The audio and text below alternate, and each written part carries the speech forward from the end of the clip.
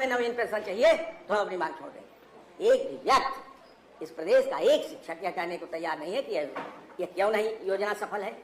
मान्यवर आज प्राण नंबर एलाट है नवीन पेंशन योजना के अंतर्गत प्राण में 10% शिक्षक की कटौती होती है। उदारता पूर्वक राज्य सरकार 14% उस शिक्षक के खाते में भेजती है। कुल मिला के 24% हुआ है। पुरानी पेंशन योजना सिर्फ शिक्षक की 10% वेतन का 10% कटौती होती थी, जीपीएफ में जमा होता था। जीपीएफ सरकार के खाते में होता था और सरकार उस पैसे का विकास कार्यों में उपयोग करती थी। अब बुढ़ापे में जब वह रिटायर होता था 60 अथवा 62 साल पर, तब उसे वो पुरानी पेंशन, और पुरानी पेंशन निर्धारित था, न्यूनतम निर्धारित है पुरानी पेंशन में। आज नवीन पेंशन में बताता हूं मान्यवर, पुरानी पेंशन में जो व्यक्ति जिस वेतन में काम कर रहा है उसके 10 महीने का एवरेज अथवा जो अंतिम वेतनमान होगा उसका 1/2 वही उसकी पेंशन होगी। जो अधिकतम हो वो पेंशन होगी। इस पेंशन योजना में, नवीन पेंशन योजना में जो सरकार के खाते में नहीं है, ये धन्ना सेठों के खाते में जा रही है, ये शेयर बाजार में भेजी जा रही है, पैसा भेजा जा रहा है, उसमें न्यूनतम पेंशन निर्धारित नहीं है। न्यूनतम ही कर दीजिए मान्यवर कि आपको रिटायरमेंट के समय इतना मिलेगा, वो तो सेवा के आधार पर निश्चित होती है कि आपको कितना, न्यूनतम पेंशन नहीं देता।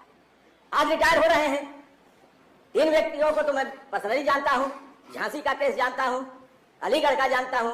रिटायरमेंट के बाद वो पा रहे थे 82,000 रुपया वेतन अंतिम माह। अब पेंशन कितना मिली? 1,000 रुपये। ये एनपीएस की दशा है।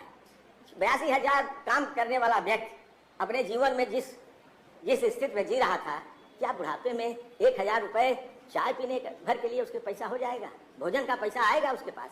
कहां से उसके? और इसका जो पैसा जमा होता है जीपीएफ में, रिटायर होने के बाद हर साल का ब्याज लग के उसे वापस होता था जीपीएफ का पैसा। वह पैसा भी इकट्ठा बुढ़ापे में मिलता था, उसके काम आता था। इसमें किसी प्रकार की धन वापसी की व्यवस्था जो की गई है वह 40% की गई है, लेकिन वह 40% भी शिक्षक कर्मचारी को नहीं मिल रहा है। मान्यवर इस प्रदेश में हाहाकार मचा है। यह स्थिति, ये आज जिस देश में है एक संविधान एक कानून, यह बात तो सत्य है। तो एक कानून इस प्रदेश के 4 राज्य हैं, पश्चिम बंगाल, राजस्थान, छत्तीसगढ़ और बिहार से कटा राज्य कौन है? झारखंड।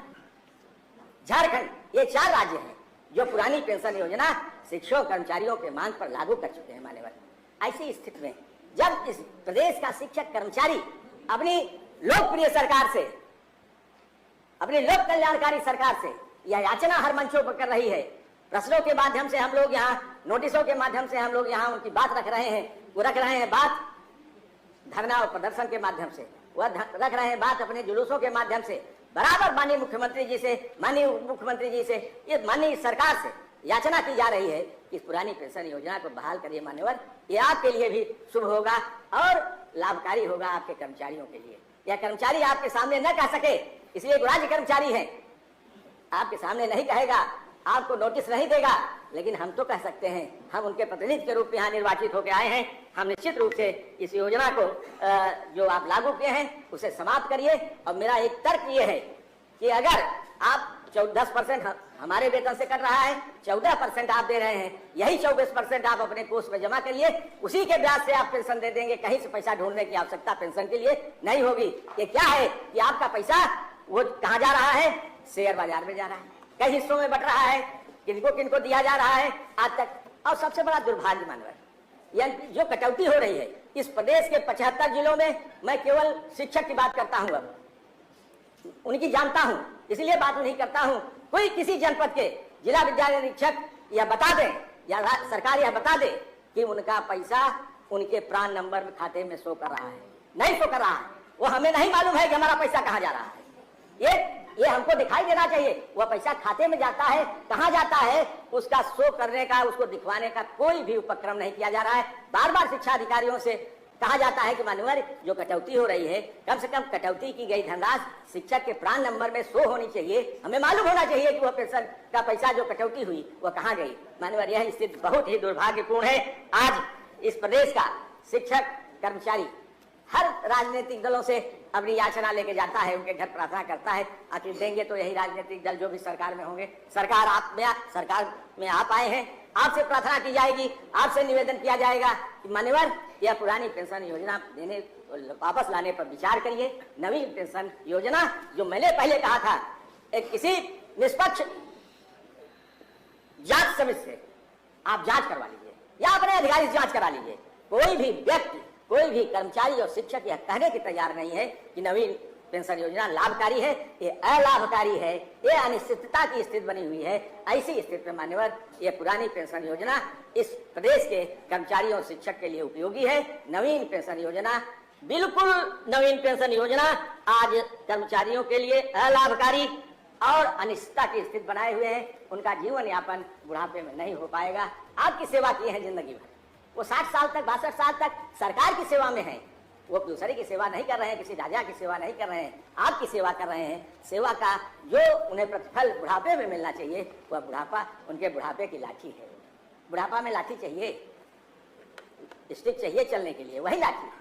वह लाठी वह पेट भरने के लिए है। वह पेट भरिए मान्यवर उस बुढ़ापे में, जहाँ जीवन जीने का पेंशन मिलने से जो पुरानी पेंशन पा रहे हैं। मैं अपने क्षेत्र के एक अपने सम्मानित नेता का नाम जो हमारे बीच में आज नहीं है, आदरणीय राजकरण सिंह जी सेवी इंटर कॉलेज में प्रधानाचार्य थे। 1992 में रिटायर हुए थे। मैं उनके घर जाता था तो वो लगभग 95 वर्ष की अवस्था में उनकी मृत्यु हुई अगले साल। कहता था, गुरुजी क्या हाल है? क्या सुरेश क्या पूछना, बहुत बढ़िया हाल है, सरकार पेंशन दे रही है। कोई लड़के हमारी सेवा में दिन रात लगे रहते हैं, कहते हैं बाबूजी कुछ चाहिए बाबू। कहें क्यों पूछते हैं, जानते हो? कहना कहें कि 40,000 मिल रही है, 10,000 मेरे ऊपर खर्च, 30,000 तो ये लोग खा रहे हैं ना मेरी, तो ये इसलिए मेरी सेवा कर रहे हैं। आज जिस बुढ़ापे को, जिस व्यक्ति को रिटायरमेंट हो जाएगा, जो आज सेवानिवृत्त हो जाएगा और 1,000 और 1,500 पेंशन पाएगा, उसका लड़का नहीं पूछेगा, घर से मार के निकाल देगा उस बुढ़ापे में। इसलिए पेंशन आवश्यक है। माने में यह पेंशन आपके लिए भी जरूरी है, सबके लिए जरूरी है। ये अब बुढ़ापे के लिए उनको सहारा चाहिए। बस इतना ही निवेदन कर सकता हूँ, इतना ही कह सकता हूँ कि मान्यवर इस पुरानी पेंशन योजना को बहाल करिए, नवीन पेंशन योजना समाप्त करिए। इस देश में परंपरा चल गई है, एक देश में मुझे विश्वास है कि इस प्रदेश में भी पुरानी पेंशन योजना लागू होगी। अगर राष्ट्र के 4 राज्य यह योजना लागू कर चुके हैं तो यह इस प्रदेश में भी लागू होगी। इसी विश्वास के साथ हम आपके सामने ये प्रार्थना लेके आए हैं। इस प्रार्थना को स्वीकार किए। बहुत बहुत धन्यवाद।